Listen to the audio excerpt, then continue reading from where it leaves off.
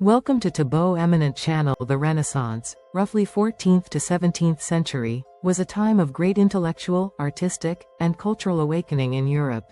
But beneath this flowering of knowledge, secret societies thrived. These groups often operated in the shadows, blending mysticism, philosophy, and politics. Here are some of the most notable secret societies of the Renaissance. Thanks for watching. Request you to subscribe the channel. In the shadow of the Renaissance, a time of radiant art, science, and discovery, there stirred an undercurrent of secrecy and mysticism. While the public marveled at the paintings of Leonardo da Vinci and the writings of Machiavelli, behind closed doors, secret brotherhoods whispered about ancient knowledge, alchemy, and cosmic harmony. These groups, often dismissed as legend or conspiracy, played a real and intriguing part in the intellectual underworld of early modern Europe. Among the oldest were the Freemasons, whose roots many believe extend back to the medieval guilds of stonemasons that built Europe's cathedrals. Though not yet the political force they would become in later centuries, early Masonic traditions likely began in the Renaissance with an obsession for geometry, sacred architecture, and the belief that constructing great buildings mirrored the construction of the soul. In secret gatherings beneath domed ceilings and candlelight, these craftsmen and thinkers would meditate on the balance of nature, man, and the divine, using symbols like the compass and square to encode deeper philosophical truths.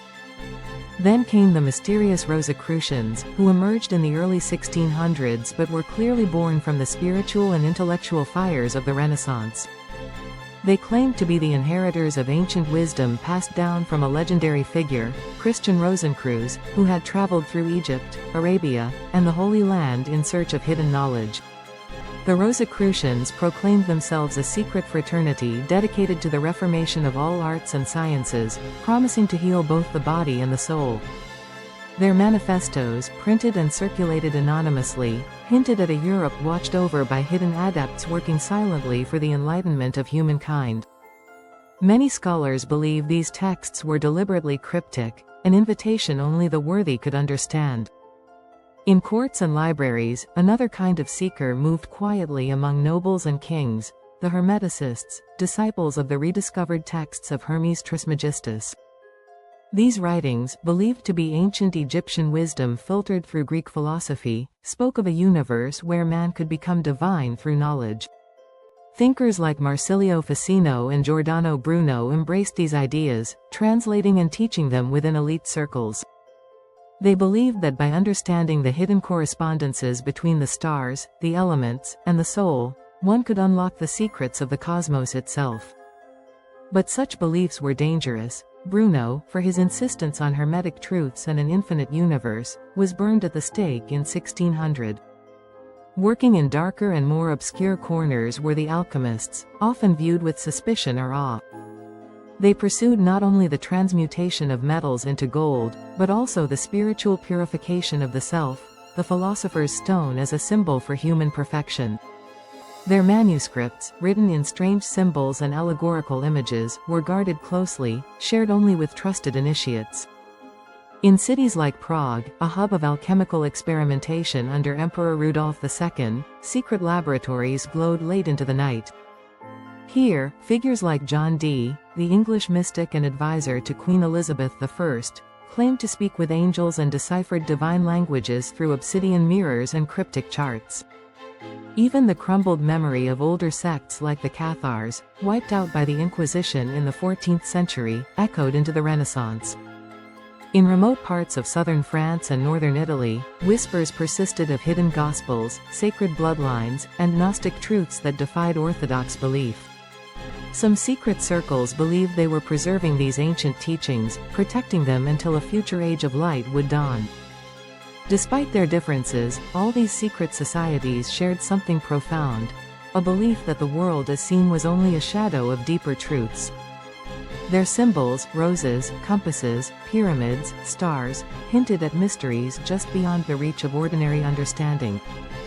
They saw themselves as guardians of knowledge too sacred or dangerous for public eyes, seekers of a wisdom that united science, magic, philosophy, and faith, and though many of these groups vanished or evolved with time, their legacy endured. The symbols they cherished, the philosophies they nurtured, and the mysteries they guarded would echo into the Enlightenment, the modern world, and perhaps still today, waiting for the next seeker to knock at the hidden door. In Florence, under the golden dome of the Cathedral Santa Maria del Fiore, the city pulsed with light and genius, but also with secrets. By day, artists painted divine visions, philosophers debated the soul, and merchants whispered about new stars seen through Galilean lenses.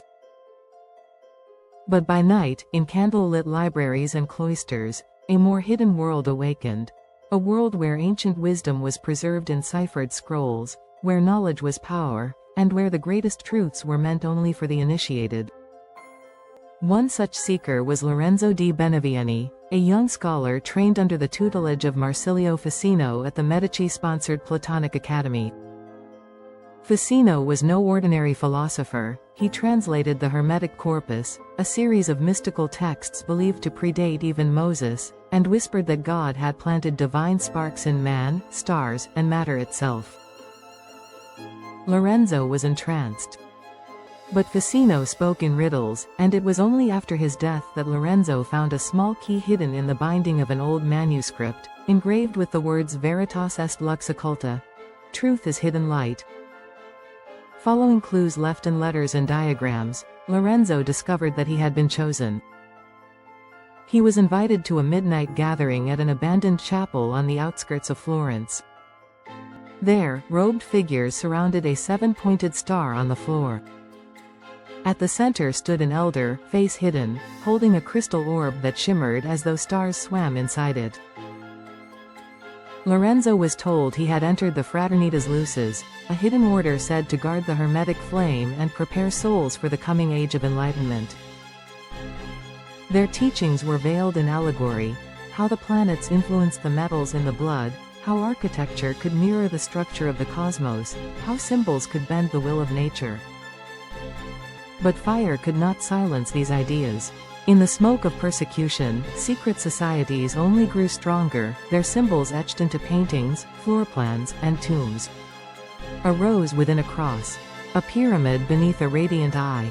A mirror polished not to reflect the world, but to glimpse the unseen. And so, while history records the Renaissance as the Age of Light, a second Renaissance unfolded beneath the surface, a hidden Renaissance, led by secret societies and unseen hands. They believed they were the keepers of a flame too powerful for the masses. They waited, watched, and whispered, trusting that when the time was right, the light would no longer need to hide.